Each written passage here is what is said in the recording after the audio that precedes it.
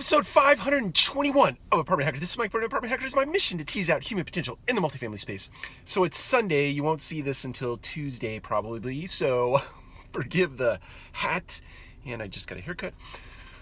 I had a quick note this morning. I was reading an entry at multifamily or on multifamily share space, which is a great and wonderful way to pay attention to sort of the narrative, the overarching narrative that is going on in our space. I think Brent Williams over at Multifamily Insiders created Multifamily Share Space, and I find it to be a very interesting voice for the industry, or a way to keep a pulse on the industry. But I can't tell you how many times I read it and I get saddened by the perspective in our industry.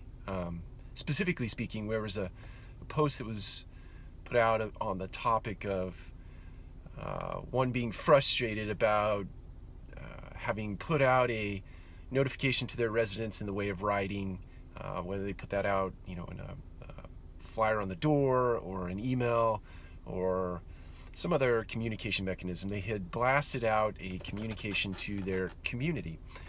And then they were very, they were perplexed, and it seemed like a little bit frustrated that 20 residents called on the heels of just having received this information via email. And where I get confused by that is that we, in this industry, in the multifamily space, we're in the customer service industry. We should understand that people are not going to take in information in a cookie cutter way. That is to say that not every person is going to read email. Not every person is going to read text messages. Not every person is on Snapchat. Not every person is on Facebook, or whatever medium you use or choose to blast residents with. Understand they're not all going to read it that way.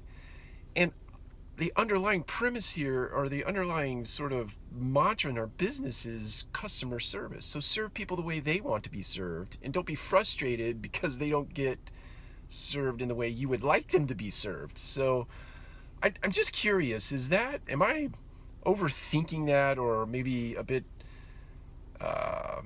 frustrated in my own way that our industry seems stuck in this sort of take it my way mentality, as opposed to being a servant and serving people the way that they want to be served. And if they don't read your communication, and if they call, serve them without attitude.